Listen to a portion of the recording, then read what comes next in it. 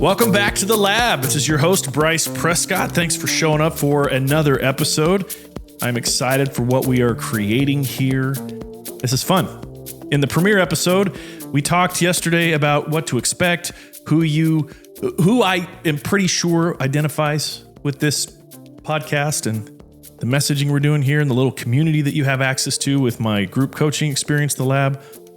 And as I thought about what to talk about for the second episode, it came to me as I look at the foundational things that, we won't always be in some sort of linear track here, but I thought it was important to address right out the gate honesty, lying, telling the truth.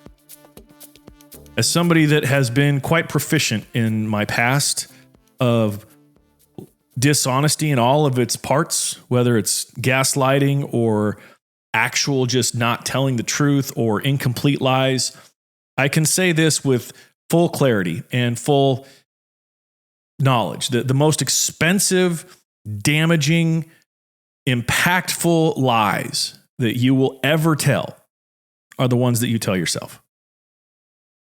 It's when nobody's watching. It's that inner dialogue when you're talking yourself out of something. It's just full stop. And it causes you to stay stuck. And people think that they stay stuck because they don't have clarity or they're just lacking motivation. And that's not the real issue at all. See, you stay stuck because you've built your life on half truths. You convince yourself that things are fine, but your nervous system constantly tells you otherwise. They call burnout ambition. Because slowing down, it feels dangerous because when you slow down and you start to get still, then you have to address it. And then, of course, you pretend you don't care about it. And that's just because you know that if you started to give urgency to it, it would force you to do something about it. And let's keep walking that down. That means that you accept relationships that suck. You accept careers that drain you. You won't tell yourself the truth. You won't admit the truth because the truth comes with consequences.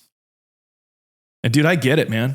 I have a master's degree in this shit. Like I get all of the angles of how this self-deception happens. And it's subtle. It hides just, it's the 9 truths and 1 omission. It's reasonable, it seems. This is okay because I'm doing it to protect my family. I'm going to keep the peace. I'll keep that to myself. I don't want to disrupt I don't want to rock the boat. Things aren't that bad. This can wait. You know what I'm talking about. Every one of those things I just shared, it's got a small lie in it. And that it becomes, the lie itself can grow legs and have its own identity over time.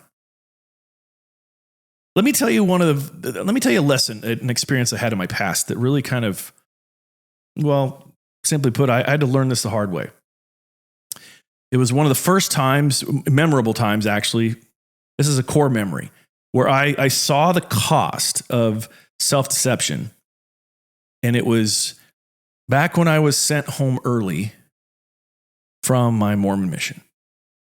Now, to be clear, I did serve a full Mormon mission, the whole 2 years.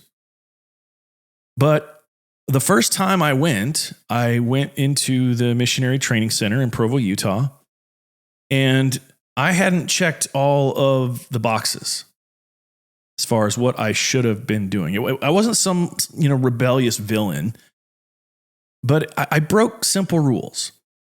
I didn't have sex with anybody, but I had a girlfriend and we got closer than we should have. And I didn't do the thing that the church requires you to do to clear all that up.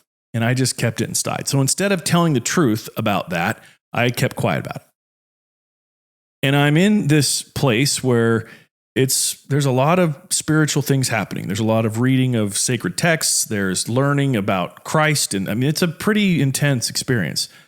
And at the same time, I'm learning a foreign language at that time. I'm in a highly intensive regimen to learn Portuguese, the language Portuguese.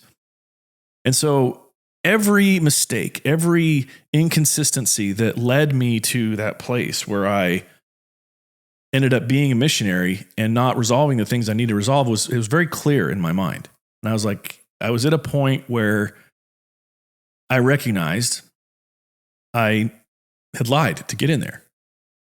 And the guilt of it was killing me. And I lasted a long time. I was a good liar. I lasted 6 weeks. And for those of you that have served missions or have, an understanding of Mormon culture, you get that 6 weeks in that crucible is a long time to sit on a lie. But I did it. I'm not proud of it. I'm just saying that the weight of it was heavy. And when I came home, actually, so what I did is there reached a point where I couldn't deal with it anymore, and I confessed. I told my ecclesiastical leaders what I'd been doing before and that I hadn't resolved. And because of the deception and the timing of everything and how long I had lived in that lie, they felt that the best thing for me was to no longer be a missionary and to go home and to wait it out, to give it about a year. And that at that time, I would be able to come back and do it all over again. And so that's what happened. I ended up getting sent home. And when I did, I fully expected to come home and to just be honest with the public and my friends and family about it and just to tell the truth. But that's not what happened. See, the adults in my life, they rewrote my story for me. They created a cleaner narrative that looked better on them, and it helped sort of protect this institution that exists of the church and being a missionary. And the problem there wasn't my mistake. The problem was that now it was an additional lie. And when they lied to preserve the appearance, it did something to me. Something inside me cracked. Because I was faced with a situation that I didn't know how to deal with.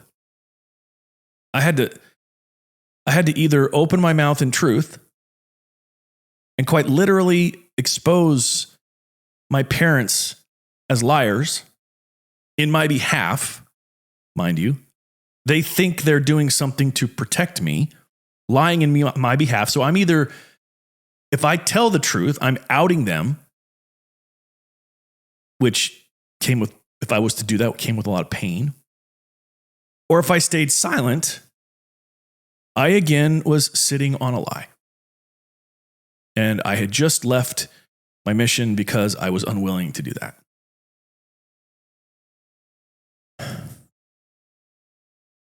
And what did I do was I basically just learned to stay quiet. I didn't do anything with it. And that experience, I didn't realize what it had done to me until many, many years later when I came clean about it again. But it embedded in me this idea that when you stay quiet instead of being honest, that you're doing it because the truth is too dangerous.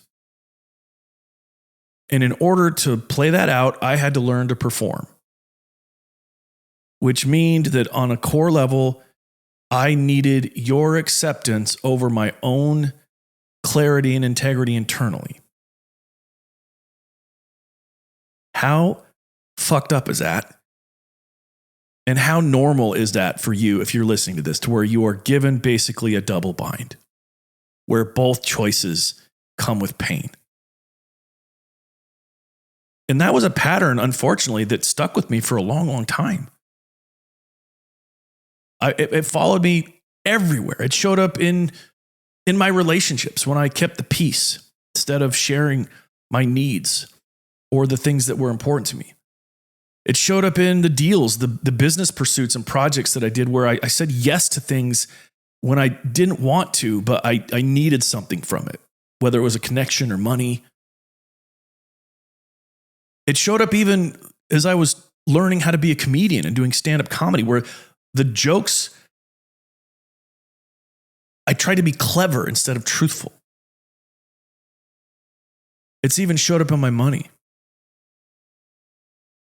When I pretended that I didn't want a bigger life, when the reality was I just didn't feel safe and strong enough to handle the weight of that big of a life because I had shown myself to be willing to lie to myself a lot. I mean, and there's so many other examples. It showed up in moments where I had convinced myself that things were working,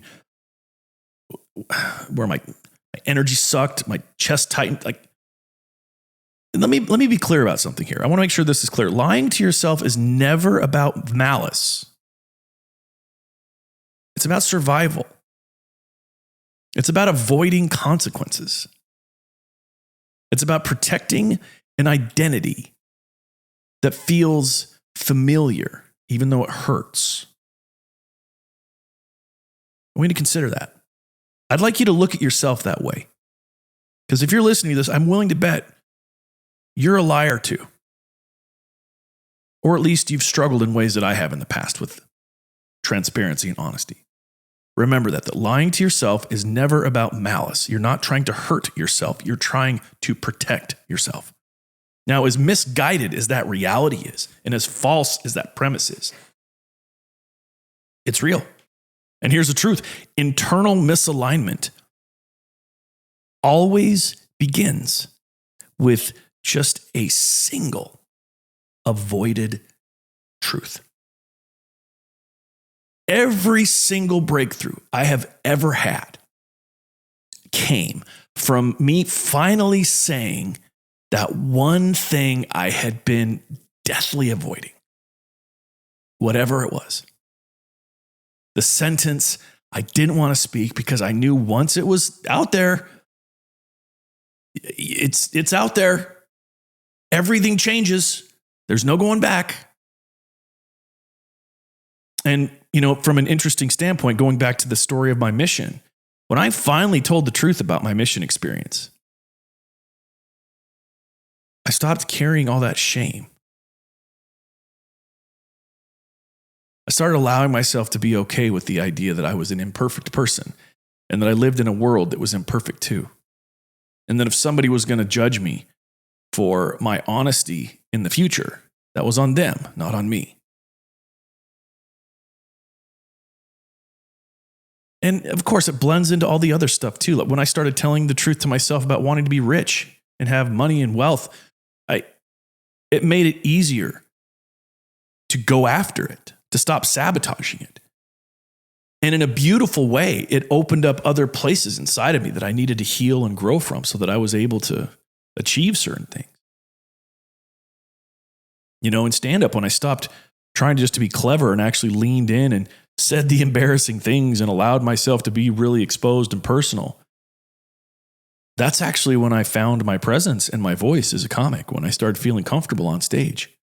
Because even though I was performing stand-up comedy as a comedian, I wasn't performing me. And it just goes on down the line.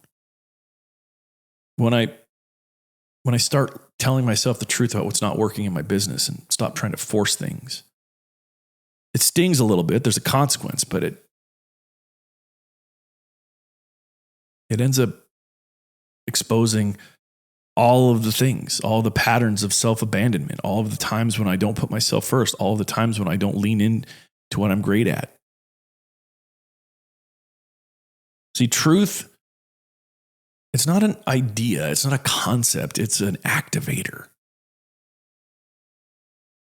And so, being this is a lab, we talk about experiments. I want to give you an experiment.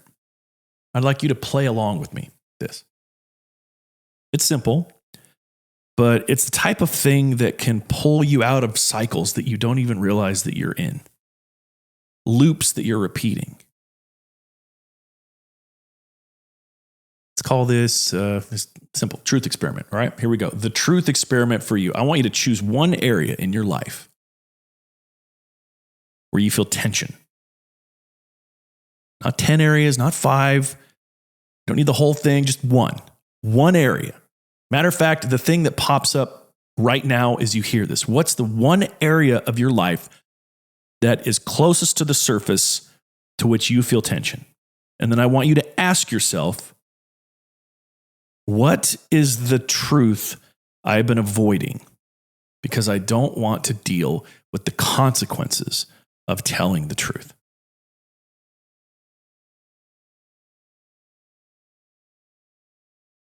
And then write it down. Repeat it to yourself. And then take one action, just one, however small, that will align you with that truth that you've been avoiding. Now, I want to be clear, this is not going to fix your whole life. This isn't some, magical deal that just causes everything doesn't get better. But it does get better because it gets you to stop lying to yourself for even just a moment. You create a moment of truth with yourself. And this is how you reclaim alignment, is when you can piece together moments of truth and your willingness to express and own it. That's how you rebuild your self-trust. Truth is, it's the first chemical in every formula that actually works. Man, I love this lab idea, man. We're running with it. So let me repeat that. It's how you reclaim your alignment. It's how you rebuild your self-trust. It's all through truth. So let me give you a real example of how this plays out. All right. I recently worked with somebody who insisted that they weren't ready to share their voice publicly. They needed something different. They needed a better strategy. They weren't clear on things. But the truth under it all was pretty simple, is that they just were afraid of the judgment of one specific person in their life. They couldn't grab their phone to post on social media. They couldn't start their podcast because of the fear of judgment of one person in their life. And after working through this with them, they finally were able to start telling themselves the truth and acknowledge where that big gravitational pull was coming from. And when they worked through that and they told themselves the truth about why it held so much weight and what their judgment actually was, the fear they actually had for the judgment, everything changed for them. Their voice changed, their posture changed, their willingness to choose and take action towards a direction changed. And the reason why is simple, is because truth becomes static. It removes the fog. It removes the noise. And once the noise is gone, alignment becomes simple. So with this exercise I'm asking you to do, that's your invitation, not to perform, not to pretend, not to fix everything at once. Just tell yourself one clean truth today. Let it crack you open where you need to be cracked open. Let it set fire to what is already falling apart. People are so scared of the concept of burning the bridges and starting over and making hard decisions.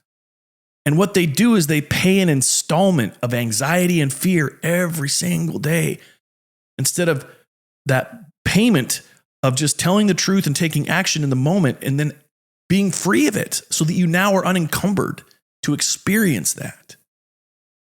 Truth, it will rearrange your life. And sometimes it'll break some shit. And it'll hurt. But it never leaves you weaker. Truth is the doorway to everything that you say you want.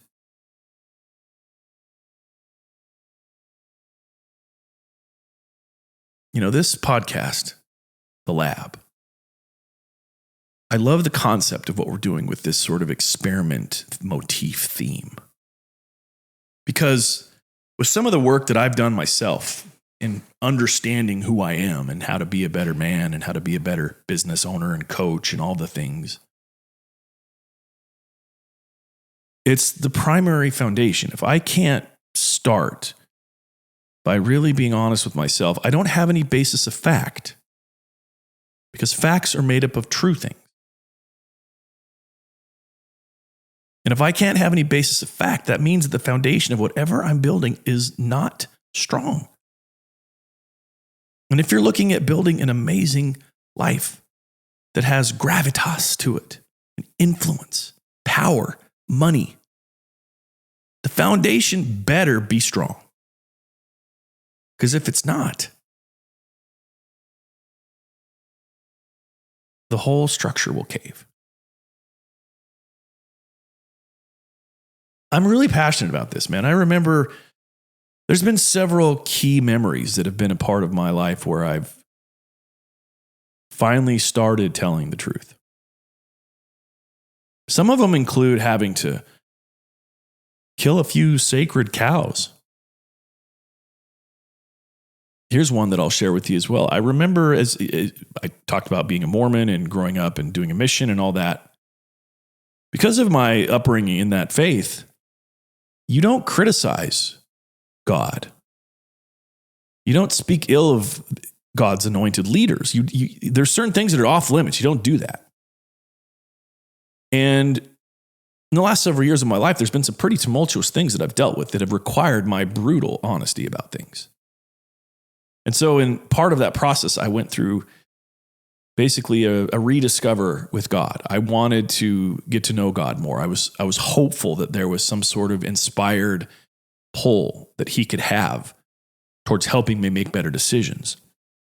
And so I would go through these processes of journaling and really getting to the bottom of what story am I telling myself here? What are the non-emotional facts I'm dealing with here? Like really doing an autopsy on my beliefs and the stories I'm telling myself about God and spirituality and what it means and the evidences that I had that are real and the things that I believed on faith and the whole gamut.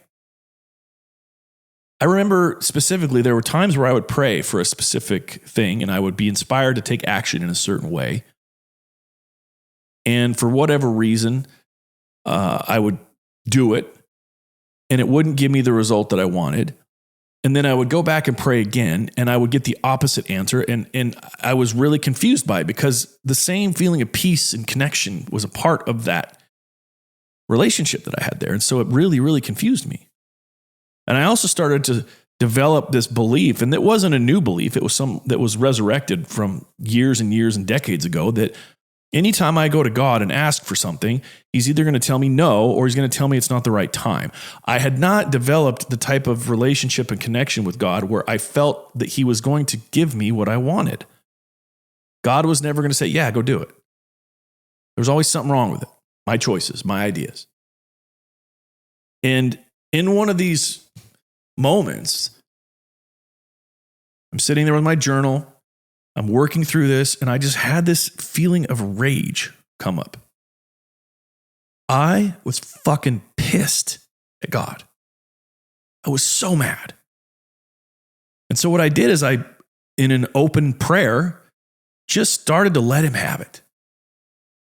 Told my truth back to God, my experience. God, what the fuck? There's all these rules. I try to live by these rules and it doesn't work for me. I don't get answers that help me. You don't really show up in this way. Why would I ever return back to you with a query or a moment of gratitude when every time I've asked you for something, I either get a no or it's not the right time? Tell me how that works. And I just laid it out. All of the angst and guile I had held inside, I pointed it at God and let it rip. I no longer held on to that. I didn't have to hide it anymore out of shame that I had those feelings. I got it out of me. And it broke something open in me good. It left me stronger. Because it was as if at the end of that experience, I had this moment where I could almost hear God, not audibly, but just the feeling of like chuckling, like, there he is, dude, finally. It was like he was waiting for me to just get past all this crap and just, he knew I was mad. He knew this stuff. And the other piece of this experience that came out for me is that I realized that part of the answer to the prayer that I was seeking was that God didn't need to micromanage my life. I could make decisions. He had given me all sorts of resources, had given me all sorts of opportunities. I wasn't looking at him. I was being timid and being like, please, God, show me the right way.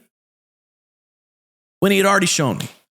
And so there was a part of me too that thought like God's up there like rubbing his face going, this fucking guy, dude, I've already told you, get out of here. Like pissed that I'm being that needy kid.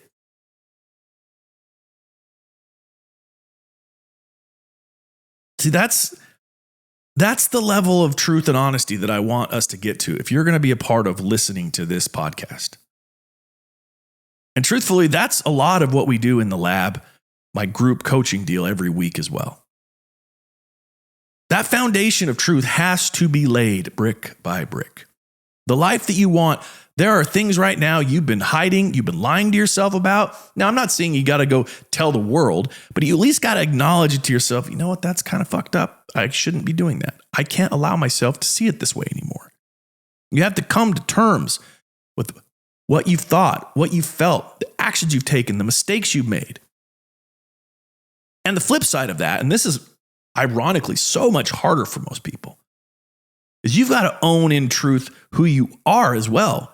Your strengths, your gifts, the purpose that you have, the way you affect people, the whole that this world would experience if you were no longer in it. You have to embrace the idea and the fact that you're you are amazing. The foundation of your life starts with truth, with honesty.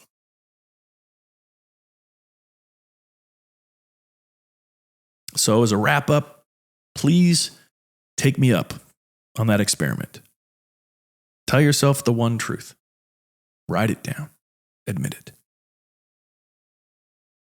And I'll wrap it up by saying this. If you want to go deeper, I invite you to join us every Tuesday in my lab coaching experience. It's where we take ideas like this and we apply them in real time with a real community of incredible people who are achieving real results. So if you want to try that out, the link is in the show notes. But until next time, do that experiment, tell the truth, watch what rises. I'm your host, Bryce Prescott, and this has been The Lab.